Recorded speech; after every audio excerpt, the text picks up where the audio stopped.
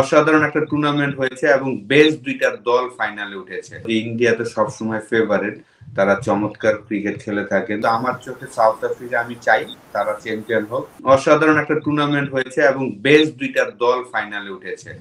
এই প্রথম আমি বলবো যে আমরা সাউথ আফ্রিকা কিন্তু যেই দল আর কি আমরা সবসময় চোকার হিসাবে জানতাম যে তারা নকআউট স্টেজে এসে বা আর কি জেতা ম্যাচগুলা হেরে যায়। বিশেষ করে এইবারের ওয়ার্ল্ড কাপে তারা কিন্তু শুরুর দিকে যেভাবে লো স্কোরিং ম্যাচগুলা উইন করেছে, ৭৭ রান করতে গিয়ে তাদের ৪ উইকেট পড়ে গিয়েছিল।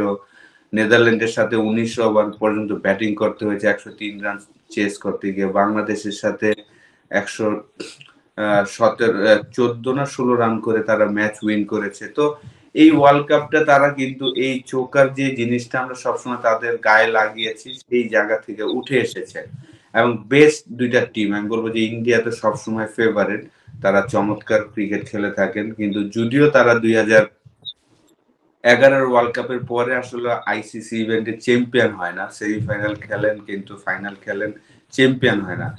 আর আইসিসি ইভেন্টে এই প্রথম আপনার সাউথ আফ্রিকা ফাইনাল খেলছেন। যদিও ১৯৯৮ সালে তারা উইলস কাপের চ্যাম্পিয়ন হয়েছিল ওয়েস্ট ইন্ডিজকে হারিয়ে। সেই ম্যাচে আমি বল বয় হিসাবে বঙ্গবন্ধু স্টেডিয়ামে ছিলাম। তো সেই খেলাটা আমার দেখার সৌভাগ্য হয়েছিল, হ্যান্ডশেক রনিয়ার হাতে ট্রফিটা দেখেছিলাম।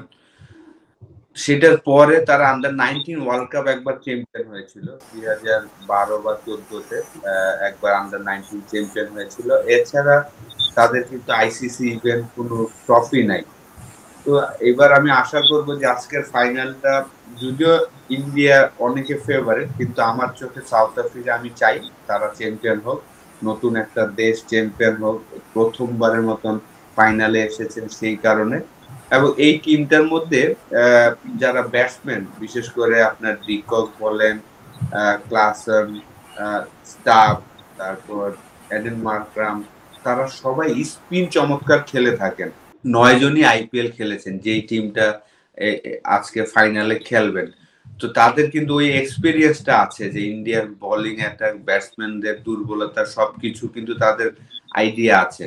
তো সেই কারণে আমার কাছে মনে হয় যে আজকে একটা এক্সাইটিং একটা ফাইনাল হবে। টসটাও খুব ইম্পর্টেন্ট, যারা টস জিতবে তাদের জন্য একটা অ্যাডভান্টেজ থাকবে। আমার মনে হয় যে ব্যাটিং আগে যারা করবে তাদের জন্যই জেতার চান্সটা বেশি থাকবে।